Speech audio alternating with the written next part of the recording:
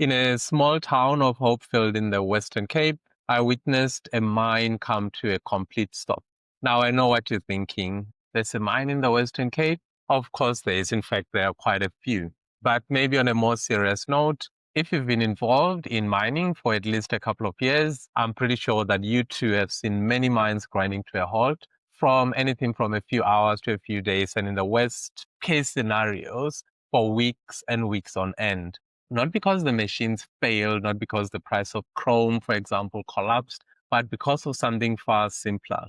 The community just simply blocked the gates. Does that sound familiar? Of course it does. And maybe here's the part that most people don't realize. That blockade didn't start with anger. It started with a grievance, a small, ordinary complaint that no one took seriously. By the end of this video, you'll see why grievance management might be the single most underrated tool in community relations. Hi there, I'm Aurengwe, and I've spent the last 20 years in mining, doing anything from geology to mine planning, mine closure, and actually managing operations. Today, I do training videos on YouTube in the hope that one or two of you will learn from some of the mistakes that I personally have made. And if there is one lesson that I've learned in mining, it is this. Mining is not just about rocks in the ground. It's actually about people.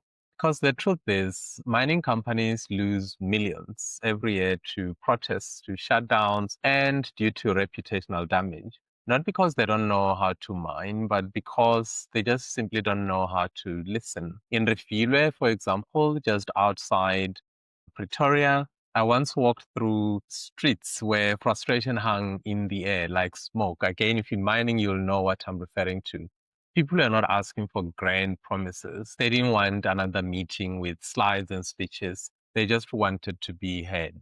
And when they were not being heard, the result was predictable: a protest, a shutdown, mine losing money by the hour. So the typical things that we do: town halls, CSI projects, failed ESD programs, these efforts are often well-intentioned, but they are reactive. They are really just band-aids on bullet wounds. What we need is something a bit more proactive, something that catches the fire before it becomes a blaze.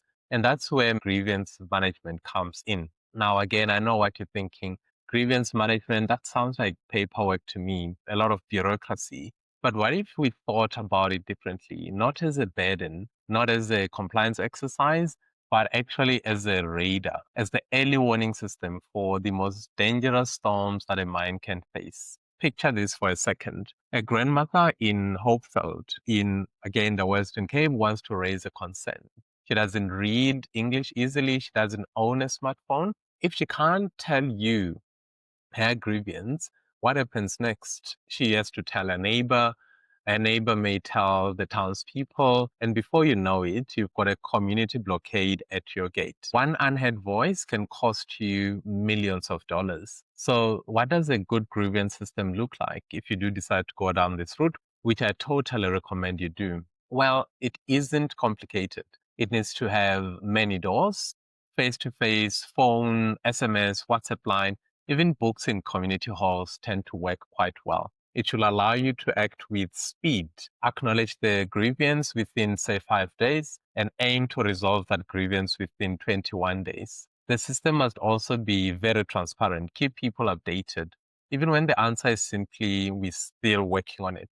There must be a single point of contact at the mine, someone who is accountable and accessible. Every complaint must have an owner. There must also be an appeals process, because let's face it, you are not going to resolve all the grievances that come your way. Simplicity builds trust. And trust, as we know, is the currency of community relations. So you're thinking about this, but now you're thinking, okay, this sounds great, but where do I begin? Step one, go to your community, sit with your stakeholders, not just in boardrooms, but go to their homes, go to community halls, understand what some of the grievances are, ask them how they want to communicate. The second thing you need to do is to get buy-in from your own leadership.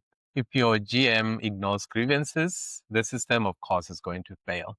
The third thing is design the system from the outside in. It's no use building a tool that works for you and doesn't work for the community. So build it for them, not for your own compliance. The fourth thing is test what you've built, run pilots. Again, go back to the community, sit with a community member and see if when you put your system to the test, does it do what you intended to do? The last thing you want to do once it's all working beautifully, you've tested it, you've built it from the perspective of your community, then you have to launch your system with visibility.